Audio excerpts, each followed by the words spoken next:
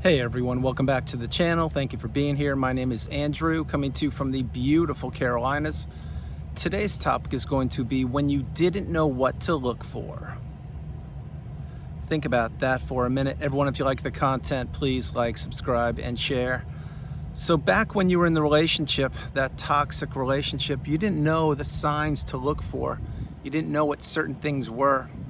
You didn't know what gaslighting was. And let's drill into that for a moment. Gaslighting is when a toxic person is trying to have you doubt your sense of reality or of what happened or didn't happen.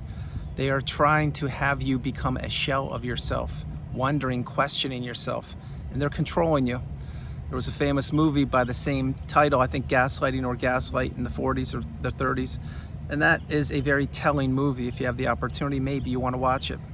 But gaslighting was something that you didn't know that the narcissist or toxic person was administering to you.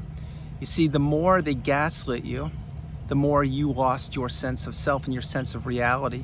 And the more you lost your sense of reality and sense of self, you were relying on the narcissist, a toxic person. And you must remember, you weren't taught this in school, so you did not know what you know now. But you were relying on them to make decisions for you because you thought that they knew best, and you thought that their memory was better than yours.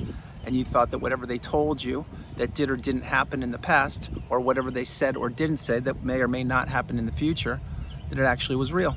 Well, now you know the narcissist is playing games. Now you know the narcissist wants to manipulate people. Now you know the narcissist gaslights anybody, and I mean anybody who is buying a ticket to the show that they're performing on. That's only one example of one of the things you did not know to look for. Another example would be triangulation. I've said this over years in videos I've created. It's my least favorite thing these people do. And truth be told, all their behaviors are toxic. All their toxicity should not be tolerated, but we didn't know back then what we know now. But triangulation, in layman's terms, is when a toxic person is trying to insert a third party into your relationship, whether that person exists or not. An example would be, let's say that the narcissist came home and you were living with them, and they would say that they just walked the dog down the street and all the neighbors were talking about something, and they were talking about you. Well, did that actually happen? I can't tell you. But what I can tell you is now they're pitting the neighbors against you. They're saying that the neighbors were talking about you. And when you don't know what triangulation is, it's a very debilitating experience to go through. And when it happens day after day, week after week, month after month, and on, it's not a good thing to be going through, because the narcissist is, again, trying to isolate you and trying to drive a wedge between you and now the neighbors. These are just two examples. But back then you didn't know what to look for. You didn't know that narcissism existed. You didn't know it was prevalent. You didn't know that there were a whole glossary of definitions in the narcissistic abusive cycle. You didn't know that there were macro narcissists, micro narcissists, that were even more challenging or toxic people than the narcissist. Another thing you didn't know was that you are an empath. Many people I've worked with over the years didn't even know what the word empathy meant or an empath meant. Well, most of you are an empath, whether you like it or not. That's who you are. Now, if you have a high level of empathy, you are a feast for the narcissist. Remember, the narcissist is drawn to a flame like a moth to a flame. The narcissist is the moth, you're the flame. You're what I call the beautiful, bright, shining light. And if you have a high level of empathy, maybe back then you didn't know it because you thought everyone else thought the way you thought, or had your best interest at heart, or wanted to be a good, loving, stable, kind, healthy person. Now you know that many people don't. And at the top of that list is certainly the narcissist. And the narcissist doesn't have empathy. They can fake it. They can act like they have it. They can mimic it back to people, which is exactly what they probably did to you. But once that mask slips on the behalf of the narcissist, there's no fake empathy to be found anywhere.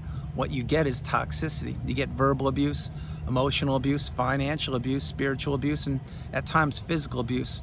None of these should be tolerated, but back then you didn't know what you know now. You didn't know what to look for. Let's talk about verbal abuse for a moment. Verbal abuse can be any form. It can be somebody hanging up the phone on you. It can be somebody screaming at you or raging on you. It can be somebody texting you nasty messages, sending you a not good email. Verbal abuse should not be tolerated. And unfortunately, in this day and age, more and more people are using verbal abuse because their patience has run so low and there's so much toxicity on the planet that people are defending themselves by using verbal abuse. That's not what you should be doing. What you should be doing is protecting yourself and identifying what verbal abuse is now that you know what it is, and keeping away from it as far as you possibly can. All of the tactics and all of the behaviors of the narcissist, they equal toxicity, and they equal devaluing, and they equal isolation and keeping people trapped and stuck in that relationship or in the narcissistic fog. Back then, you didn't know that narcissism existed. You didn't know about verbal abuse. You just thought maybe the narcissist in your life, or the one you were considering, maybe they screamed at you and raged on you or verbally abused you and called you names, etc. And maybe they said, hey, that's just the culture. That's where I'm from. That's just what we do. Well, that's not an excuse. An excuse is to be accountable and to own your behaviors and to not verbally abuse anybody or gaslight anybody or triangulate anybody or to steal other people's relationships and health and mindset. The narcissist is a parasite, and what they're looking for is a host, and they want to glom onto that host, attach themselves to the host as the host is becoming attached to them. Once the host is attached to them, the narcissist does not stay attached to them, and now they feed off of that host. Very graphic illustration, but that's what the narcissist does. That's why they're loyal to nobody. That's why they go from relationship to relationship so effortlessly. That's why you need to know what the signs are of a toxic relationship or a toxic person. Think about this for a minute. Actions speak louder than words. How many times have you heard that expression in your life? Probably a lot. And you most likely never really paid attention to that expression until maybe even right now. The narcissist is a master at using actions speak louder than words, because they will promise you the sun, the moon, and the stars with their words. And with their actions, they will deliver absolutely zero but misery, zero but isolation, zero but discomfort, zero but a relationship you will need to heal from. Because the narcissist knows which buttons to press. They know what made you tick, past tense made. They knew how to pepper you with abuse. They knew how to one day love bomb you and throw you into a good mood, the next day drop you as hard as they possibly could. This is the high, low, push, pull. This is what the narcissist does, and they do it with everybody. You may think they don't do it with everybody. They do it with everybody, just at different levels. But back then you didn't know what to look for. Now you know the signs. Now you can see things. How about texting? When the narcissist would text you when you were in the relationship, this is not in the beginning when they were love bombing you or having you feel all happy and excited and euphoric. Once they knew they had you, they would shorten their texts with you. They would give you texts like the letter K, or sup, as in S-U-P, sup, or hey, how are you? Things like that. They wouldn't give you any actual words, any originality, any caring, any compassion, any empathy, any words like these. Hey, how are you doing today? How's everything going? Are you feeling well? Is everything good? No, they're not going to say things like that. They're going to punish people, and they're going to withdraw from those people and those relationships. Those are what I call the texting games of the narcissist. And the texting games of the narcissist, they started the minute you met them, and they ended the minute you blocked them and went off the radar and went no contact. Please play that part of the video and play it a few times. The texting games of the narcissist began the minute you met them, and they ended when you blocked them. Now you may say, yeah, that sounds great. I blocked the narcissist and they're still using burner phones and texting me and harassing me. I get that, I understand it. A lot of people experience that. That's not a good thing. But if they have to go through burner phones or the flying monkeys or the enablers and use their phones to contact you, and you've done everything you possibly can, I would suggest to continue to block those numbers. Maybe even to take note of them, and if you need to, report them to the authorities or do what you need to do. But remember, what the narcissist wants to do is stay relevant in your mind. What they want to do is they want to disrupt your energy. They want to get underneath your skin. And they didn't want you to see the signs in the past. Now you know many of the signs. You know how these people behave. You know that they're stuck in a loop that just goes around and around and around. And you know that they thrive on other people's discomfort. They thrive on other people's failures. They thrive on other people's misery. They thrive on keeping people stuck and trapped and engaging with them. This is what the narcissist has done long before they met you. This is what they did with you, and that's probably what they're doing right now with other people, as long as the narcissist is still gallivanting the globe. This is what these people do. But back then you didn't know the signs. You didn't know what to look for. I've shared this over years and years in videos. I'm going to say it again. If the narcissist walked up to you and handed you a report, a 2-page report, telling you who they really are, what they had done to other people, what they are capable of doing, and what they really wanted to get from you, and they told you that they were a toxic narcissist or a toxic person, you would have run for the hills. You would have said, thank you, but no thank you. Lose my number. We never met. I don't want anything to do with you. There are 8 billion people on the planet. I can find somebody loving, kind, stable, and healthy. I don't need to be in a relationship with you. But that's not what the narcissist did. Remember, the narcissist infiltrated your life because you didn't know the signs. You couldn't read the tea leaves. You couldn't see the signs of what they were doing to you and with you and how they were consuming your energy. So again, once the narcissist finds a target, or they find somebody that they want to approach or enter a relationship with or get something from, they will spend a lot of the resources on that person to get as close to them as possible as they can. And as they get close to that person who was you, and it certainly was me, was thinking that, wow, this relationship's fantastic, it's amazing. How is this person single? I don't get it. And they care about me? This is incredible. I've been waiting for this. Well, not so fast. That's what's called the love bomb / euphoric stage. But once they sink their dirty fangs into you, or they did, that's when they pull back. That's when they begin to take you for granted because they know where they placed you. And where they placed you was the trauma bond, the narcissistic fog, the devaluation stage, in that dungeon of horrors. This is when your life was turned upside down and you didn't even know it. This is when people were scratching their heads saying, how could you even be with that person? I don't get it. Or they were saying, how lucky you are, how fortunate you are. You two look so amazing together. The thing is, those people didn't know who the narcissist was, or maybe they did. But it didn't matter because you were already in the relationship. It was too late, and you were probably already committed. When you're committed to the narcissist, they know it.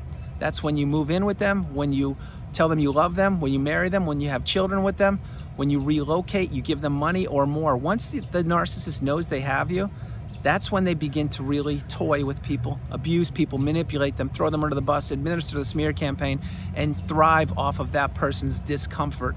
And this is why the narcissist wants to stay relevant in people's minds. This is why they want to stay living under your skin, because they don't want to let the toxicity exit your veins. That's why people need to understand that accepting a Hoover is not a good idea. Going no contact is one of the best ideas you will ever have and utilize. Why do you think the narcissist Hoovers? It's because they know they can still get to you. It doesn't mean they want to get back in a relationship with you or rekindle a former relationship. It means they want to keep you stuck. They want you thinking about them. They want you wondering who they're with, what they're doing. They don't want you to heal. They don't want you to find your higher purpose. They don't want you to put yourself back together, dust yourself off by the bootstraps, and rise through the ashes like a phoenix. They can't have that, because before they met you, no one had ever done that before. But you're different. You're resilient. You're courageous. You're full of strength, fortitude, direction, purpose, and you are the beautiful, bright, shining light. You are the person that's stronger than you know, and you are the person who now can read the signs and see the tea leaves and understand what toxicity is in a moment, because you've experienced it. You didn't just read it in a book. You didn't just watch it in a video. You didn't just take a class or a course.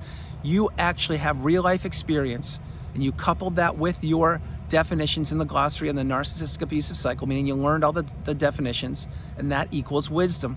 This is a newfound wisdom that you did not ask for, you didn't want, but yet you have it. I have it as well. So once you get the wisdom, you need to apply the tools. You need to understand getting off the radar of the narcissist is the path. You need to understand these people will try to continue to infiltrate your life. They will weaponize anybody they can against you. They will smear your name. They will drag out the court system, the custody, the financial assets, the divorce, the 401ks, the house, and everything in between, because they don't want you to win. They don't want you to succeed, and they don't want you to break the cycle. That's why you really need to take this seriously. This is your life. This isn't a movie. Your life deserves to be toxicity-free, manipulation-free, and certainly narcissistic relationship-free. But back then you didn't know what you know now. Now you're understanding so much more. That is why you're getting your cup full. That's why you are going no contact. That's why you are deleting flying monkeys. That's why you are learning how to say no, the strongest word in the English language. And remember, when you say no to something or someone, you are saying yes to yourself. That's why you now have boundaries in place, or you're beginning to put boundaries in place. That's why you now actually know what actions speak louder, why actions speak louder than words, what that means. What it means is anyone can tell you anything they want to tell you verbally or with their words.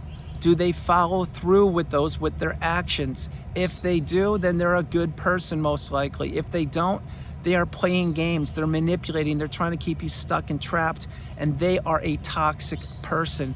Get away from toxicity. Heal. Slow your life down. Stay in that cocoon of boundaries. Insulate and protect yourself, and understand that you are the priority. You come first, second, and third, and there is no longer room in your life for abuse, manipulation, toxicity, being trapped, or staying in a relationship that never served you. So everyone, that's the video. I hope you liked it. I loved doing it. From the beautiful Carolinas, this is Andrew. Namaste. Have a great afternoon, evening, or morning. No matter where you are on the planet, you are not alone. Remember that, you are not alone. I love you all, God bless you, and I will talk to you tomorrow.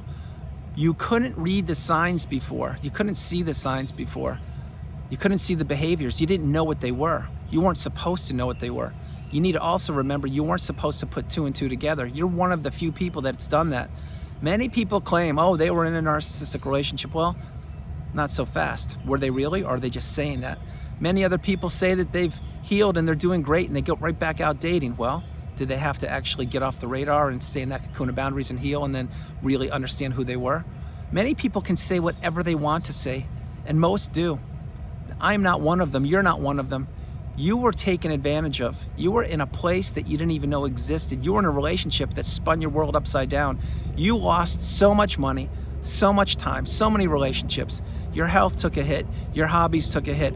Your city, town, state, country took a hit. Everything about you took a hit, and that's why you are healing. This is the relationship you need to heal from. On top of that, most people that don't heal from a relationship, it's because they're toxic and they don't have to heal, or they never figured it out. It's that simple. So stay on your path, focus on yourself, control what you can control.